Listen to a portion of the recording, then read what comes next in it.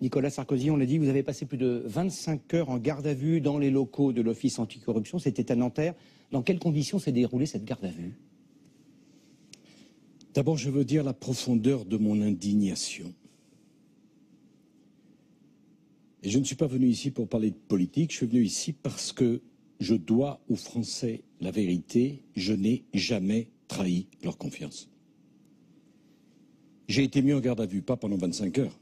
Pendant 48 heures, moins quelques heures de sommeil chez vous.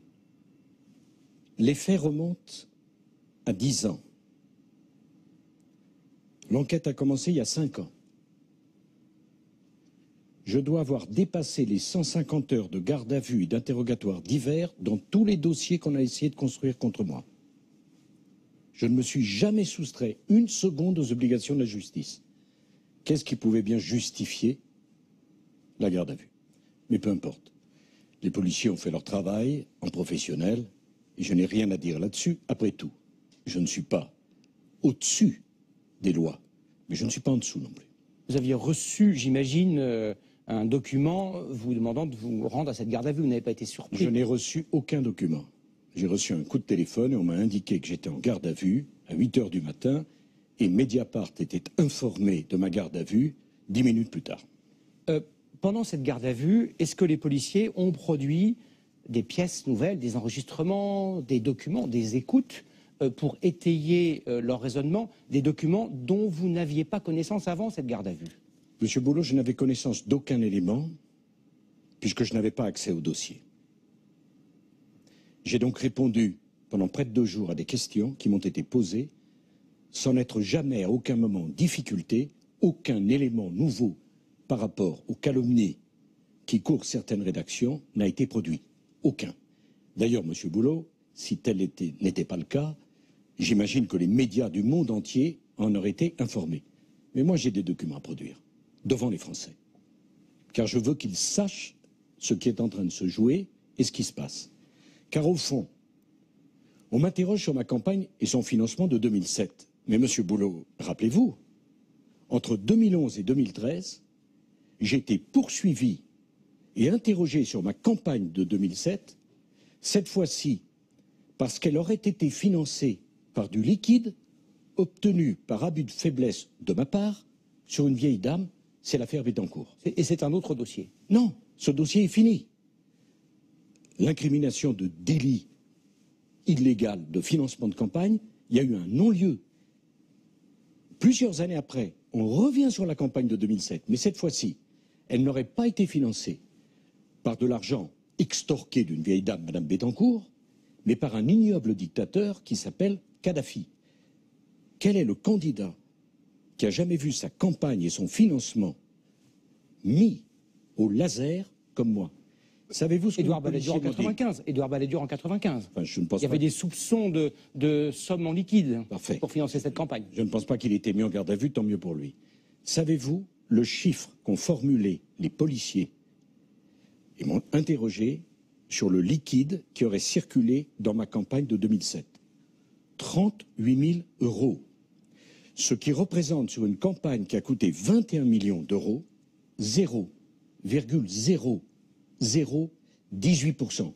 On est bien loin des allégations folles de M. Kadhafi et de Mediapart parlant de 50 millions d'euros. Mais, M. Sarkozy, en droit français, pour mettre quelqu'un en examen, il faut des charges, ou plutôt des indices graves et concordants. Les 3 magistrats professionnels qui ont jugé qu'il y avait à votre encontre des charges graves et concordantes, se sont-ils trompés, sont-ils aveugles? Ce ne sont pas des charges. Ce sont des indices. Ce sont des indices, soyons précis.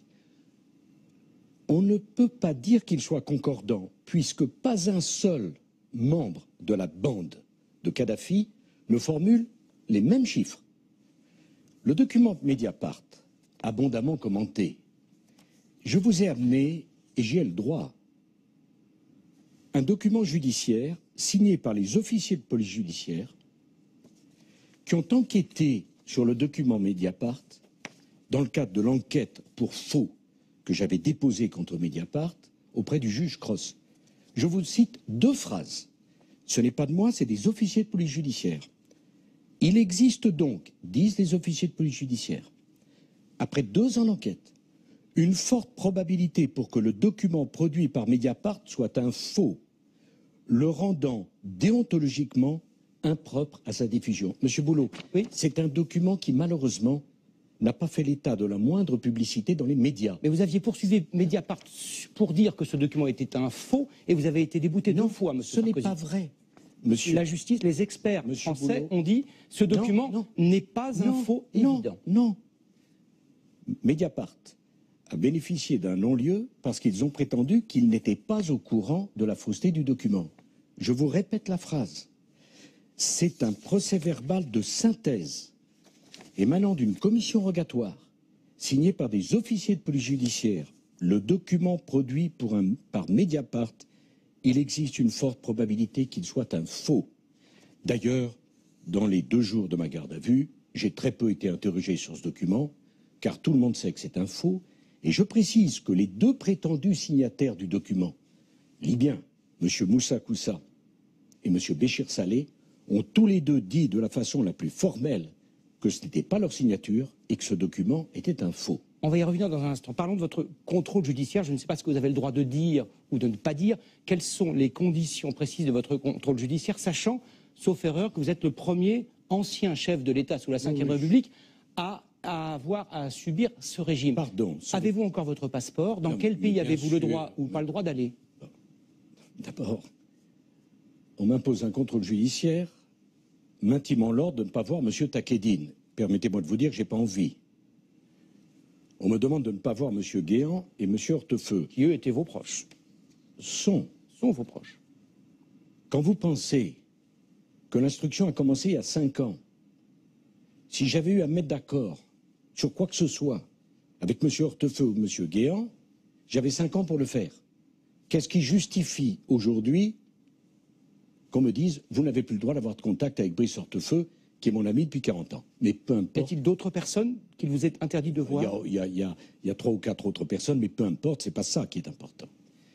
Dans la justification de la mise en examen, il est indiqué que j'aurais été compromis de façon passive, c'est noté ici, pour favoriser les intérêts de l'État et du régime libyen. C'est une monstruosité. J'ai été le seul chef de l'État qui a reçu les opposants de Kadhafi, qui s'est battu à l'ONU pour que nous ayons un mandat, pour que ce dictateur, parmi les plus sanglants qu'ait connu le XXe siècle, ne puisse plus continuer à imposer la terreur à son peuple. Et M. Sarkozy, vous aviez aussi été le premier président français en 34 ans à recevoir le dictateur Kadhafi à Paris, à l'Élysée. Permettez-moi de en 2007. Monsieur Boulot, il faut être précis. Le jour de mon élection, le 6 mai 2007, je dis Ingrid Betancourt, le soldat Chalit, les 6 infirmières bulgares et le médecin palestinien sont des Français et la France, pays des droits de l'homme, se battra pour leur liberté. Ces infirmières et ce médecin ont été torturés, violés, battus pendant 8 ans par ce dictateur infâme. J'ai négocié leur libération. Elles ont été libérées par la France, c'est l'honneur de la France, et c'est à la suite de leur libération que M. Kadhafi est revenu. J'ajoute que je n'étais pas le seul. M. Chirac, 3 ans avant, avait été en Libye. M. Blair avait reçu M. Kadhafi. Peu importe. Aujourd'hui, qu'est-ce qui reste dans tout ça, M. Boulot? Et c'est ce qu'il faut comprendre. La bande Kadhafi, qui est une bande d'assassins, le père, le fils, le neveu, le cousin, le porte-parole, la maîtresse, le beau-frère, m'agonise d'injures et de calomnies. Ça a commencé quand? Les Français doivent le savoir. Le 10 mars 2011, je reçois à l'Élysée les opposants à Kadhafi, le CNT. Le 11 mars, M. Kadhafi commence à parler du financement de ma campagne. Jamais avant, durant les 4 années, il n'en avait dit un mot. Jamais. Mais certains de ses proches, on y reviendra dans un instant, l'avaient noté et l'avaient consigné sur le carnet. Non. Jamais un mot. Ça commence le 11 mars. Et alors, parmi ses proches, il y en a un qui est particulièrement salé. C'est le beau-frère. J'ai amené cette dépêche. Monsieur Senoussi m'accuse. Naturellement, je ne l'ai jamais rencontré.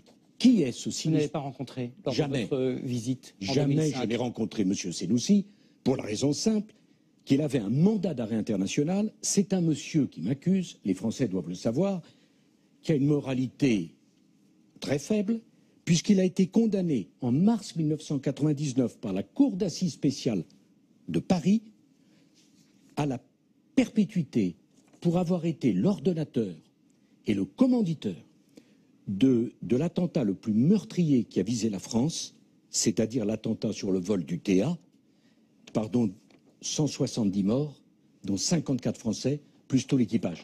Voilà, entre M. Kadhafi, qui est un dictateur, M. Senoussi, qui est un terroriste condamné, aujourd'hui condamné à mort d'ailleurs, ça n'est que la bande de Kadhafi. Vous dites, hier, aujourd'hui, avant-hier, je n'ai jamais touché un centime venant de Kadhafi, de Trust du Kadhafi, de la Libye. Je n'ai rien perçu, je n'ai rien su et je n'ai rien vu. Et je n'ai rien soupçonné. Non. Pardon, Monsieur Boulot. Ce n'est pas une plaisanterie. Il faut être précis, là encore. J'ai conduit la coalition internationale contre le régime de Kadhafi qui avait promis de faire couler des rivières de sang à Benghazi. L'intervention a commencé en mars 2011. Elle a duré 8 mois.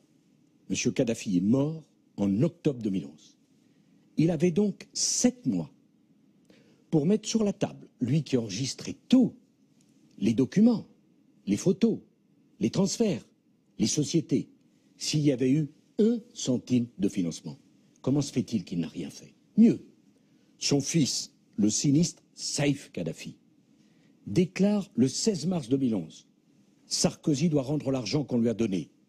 Et il dit « Nous avons les photos, les enregistrements, les virements, les comptes ». C'était le 16 mars 2011, nous sommes en mars 2018, il n'y a pas un document, pas une photo, pas un compte, pas une preuve matérielle, il n'y a que la haine, la boue, la médiocrité, la malveillance et la calomnie. Mais il y a une conviction chez les magistrats qui est qu'il y a quelque chose de trouble dans cette affaire. Est-il concevable à vos yeux que vos proches, Claude Guéant, Brice Hortefeux, eux, aient perçu de l'argent venant de la Libye? Avant de répondre à cette question. Et juste un point pour étayer le raisonnement des magistrats. Les magistrats ont noté que pendant 10 ans, Claude Guéant, que vous connaissez très bien, pendant 10 ans, de 2003 à 2013, Claude Guéant a retiré de son compte courant 2400 €, soit 20 € par mois. Et ils se disent, Claude Guéant a fait un usage immodéré de l'argent liquide. Comment a-t-il vécu pendant 10 ans? 20 € par mois. Bon. Monsieur Boulot, vous interrogerez Monsieur Guéant. Je suis là, en tant qu'ancien chef de l'État, pour répondre précisément aux questions que vous me posez me concernant. Et sur vos proches? J'y viendrai. Mais avant, permettez-moi de vous dire que dans cette bande de mafieux qui me calomnient, et décidément, M. Pnenen n'a pas que des amis fréquentables, puisqu'après Tariq Ramadan, le voilà mis avec la bande Kadhafi, il y a le dénommé Takedine. Takedine est un intermédiaire sulfureux qui a fait de la prison, qui a été condamné pour blanchiment et qui a pillé l'État libyen par du liquide ou par des sociétés offshore sur lesquelles il recevait des transferts. Et que vous avez connu dans les années 2005. C'est absolument faux. Vous n'avez jamais rencontré M. Takedine avant 2004-2005? J'ai rencontré M. Takedine à 2 reprises. Une fois en 2002, il m'était amené par Philippe Séguin. Une fois en 2003, il servait de traducteur à un prince saoudien. Entre 2004 et aujourd'hui, je ne l'ai jamais reçu, ni revu, ni déjeuné, ni vu. Mais attendez, mieux que ça. Donc venons quelque chose de très simple. Il n'est jamais venu à l'Élysée, il n'est jamais venu je vais place vous en Beauvau apporter la preuve. Apporter, comme il le dit, 3 valises de liquide pour une valeur de 5 millions d'euros. À vous, l'accusation est gravissime, et à Claude Guéant. Jamais, c'est un mensonge. C'est une ignominie, ce n'est pas un mensonge. Donc cette scène n'a jamais existé. Monsieur Boulot, permettez-moi d'en apporter la preuve. J'ai, et j'apporterai la preuve, que au moins à 4 reprises, cet individu, qui est un malfaiteur, a menti. La première, sur PV de police, ce sinistre Takedine dit « Le 4 mars, il rencontre le fils Kadhafi ». Il ne peut pas se tromper sur la date, Parce que le 5, M. Takedine sera arrêté au Bourget avec de l'argent liquide que lui avait remis Saïf Kadhafi pour lui, pas pour qui que ce soit d'autre. Et il raconte l'entretien avec Saïf Kadhafi, M. Takedine. J'ai vu Saïf Kadhafi et je lui dis, mais Saïf, c'est vrai ce que tu as dit à Euronews, s'agissant du financement de la campagne de Nicolas Sarkozy? Et Saïf dit oui, il y a un problème, M. Boulot. C'est que la rencontre entre Takedine et Saïf Kadhafi a eu lieu le 4 mars, l'intervention de Saïf Kadhafi sur Euronews a eu lieu 12 jours plus tard, le 16. Premier mensonge. Deuxième mensonge. Il dit, ce sinistre individu, qu'il m'aurait croisé au ministère de l'Intérieur. Il ne dit pas qu'il avait un rendez-vous. Qu'il m'aurait croisé au ministère de l'Intérieur. Et il dit, autour du 27 janvier, il m'a croisé, il a dit bonjour monsieur le ministre, il m'a remis une valise avec 1,5 million d'euros, vous voyez la crédibilité de la scène, on se croise, qu'en aurait-il fait? Et qu'aurait-il fait de cette valise s'il ne m'avait pas croisé? Mais il n'a pas de chance, cet escroc, parce que j'ai la preuve que le 27 janvier, je n'étais pas à Paris, j'étais en Avignon, que le 28 janvier, je n'étais pas à Paris, j'étais en Avignon, que le 26 janvier, je n'étais pas à Paris, j'étais en Poitou-Charentes, et que le 25 janvier, dans l'après-midi, je n'étais pas à Paris, j'étais à Saint-Quentin. Deuxième ignoble mensonge, factuellement. Troisièmement, il dit qu'il a rencontré mon directeur de cabinet, et comme c'est un homme qui est déséquilibré, et qui parle tellement, il faut dire que le nombre de micros qui s'ouvrent à lui est invraisemblable, vraiment on donne la parole à n'importe qui, il dit qu'il a rencontré mon directeur de cabinet, et c'est où ce qu'il dit? Qu'il a rencontré mon directeur de cabinet dans son bureau au premier étage au ministère de l'Intérieur. Le problème, c'est que de toute éternité, le bureau du directeur de cabinet du ministre de l'Intérieur est au rez-de-chaussée, qu'au premier étage au ministère de l'Intérieur, il n'y a pas de bureau, il y a l'appartement du ministre. Mais les propos de M. Takedine sont confirmés par d'autres sources. Vous parliez de M. Senoussi. Senoussi, qui est donc le chef des services de renseignement libyens. Devant la Cour pénale internationale, en 2012, il dit la chose suivante. La somme de 5 millions d'euros a bien été versée pour la campagne de Nicolas Sarkozy en 2006-2007. J'ai personnellement supervisé le transfert de cette somme. Je confirme qu'elle a bien été réceptionnée par Nicolas Sarkozy. Lui aussi ment. Non. Vous parlez d'un homme qui a assassiné... Tout à fait. Mais devant 54... la Cour pénale internationale. Non, pardon, monsieur. Pardon. Vous avez ici un ancien chef d'État qui n'a jamais été condamné, et vous parlez d'un homme qui a assassiné 170 personnes dans le désert. J'entends bien. Je vais venir. Cela veut-il dire que tous ces personnages troubles mentent tous? C'est ça le sens de la question. Il est le beau-frère de Kadhafi. L'autre est le fils de Kadhafi. Le troisième est le cousin de Kadhafi.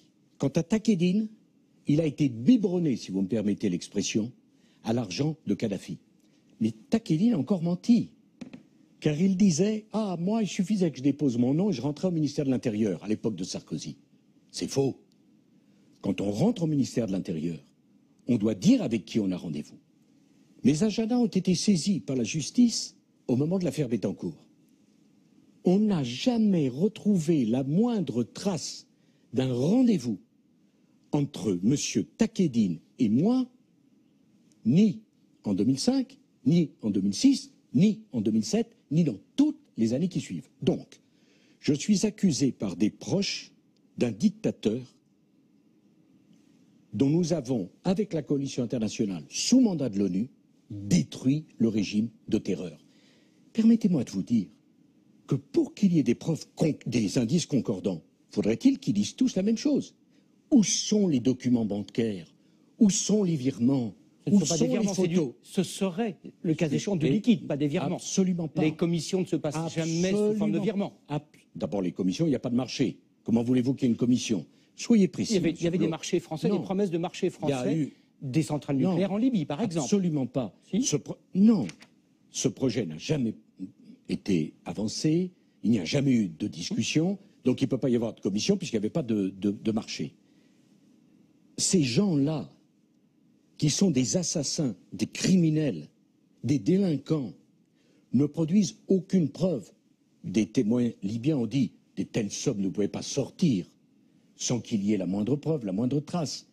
Kadhafi avait l'habitude de tout enregistrer, de tout photographier. C'était un fou, illuminé, qui prenait certainement des produits stupéfiants, peu importe.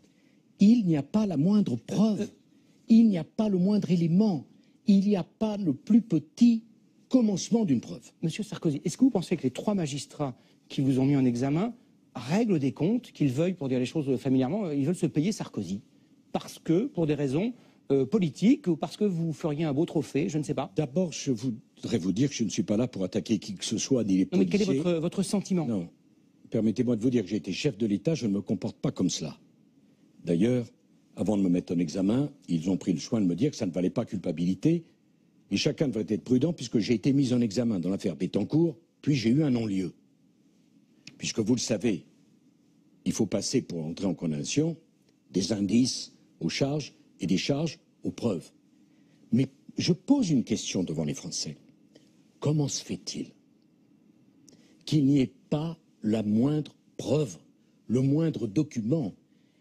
Et il se trouve qu'on met un ancien président de la République, c'est la France, c'est la fonction qui est en cause, au même niveau qu'une bande d'assassins et d'escrocs condamnés pour cela. Monsieur Boulot, quand même, on est dans un état de droit, on ne peut pas se comporter comme ça. Alors je vous dis une chose, j'ai pas l'intention de plaisanter avec ça. Je prends les choses très au sérieux, beaucoup plus que vous l'imaginez. Ça me prendra 1 an, 2 ans, 10 ans, mais je pourfendrai cette bande. Je ferai triompher mon honneur et je n'ai pas l'intention de céder 1 centimètre de terrain à cette bande. Est-ce que ces événements vous donnent des envies, pour dire les choses de cette manière, de revanche politique? Mais non, pour moi, j'espère que chacun le comprendra. D'abord, je ne me plains nullement du traitement qui m'est fait. Ça fait bien longtemps, depuis que je suis tout petit, que j'ai compris que ma vie serait passionnante, mais qu'elle serait une vie de combat. La politique, c'est fini. Mais la France, ça ne sera jamais fini. J'aime les Français. Et je ne veux pas pas un seul, qu'il ait voté pour moi ou pas, puisse se dire que j'ai trompé sa confiance. Est-ce que vous imaginez, Monsieur Boulot, la gravité de ce qui se joue? Si ce que je dis est vrai, si c'est un complot, si Mediapart a servi pendant des années de porte-voix à un document reconnu comme faux par la justice, est-ce que ça ne serait pas encore un scandale plus grave? Est-ce que parce qu'on est au rythme de l'Internet, des réseaux sociaux, chacun peut se retrouver acculé à devoir se justifier de choses invraisemblables? Si jamais on m'avait dit qu'un jour j'aurais des ennuis à cause de Kadhafi, mais je me serais dit, mais vous fumez, monsieur. Un mot sur mes proches, puisque je ne veux laisser rien... Monsieur Guéant était un collaborateur qui a travaillé d'une manière infatigable à mes côtés. C'est pas son énergie qui est en cause, c'est son intégrité. Pardon. S'il a des faits qui lui sont reprochés, il a le droit, comme les autres, à la présomption d'innocence. Il s'en expliquera, pas en tant qu'ancien collaborateur de Nicolas Sarkozy, mais en tant que Guéant lui-même. Brice Hortefeux est mon ami depuis tant d'années. Je l'aime tendrement, si vous me permettez. Brice Hortefeux, s'il a eu des rapports avec tel ou tel, il s'en expliquera et je lui fais confiance. Mais je ne peux pas être moi-même accusé au titre des liens que j'ai avec tel ou tel et de ce qu'aurait pu ou pas faire tel ou tel. Il faut des preuves. C'est trop grave, Monsieur Boulot. Merci beaucoup Nicolas Sarkozy d'avoir répondu en détail à nos questions.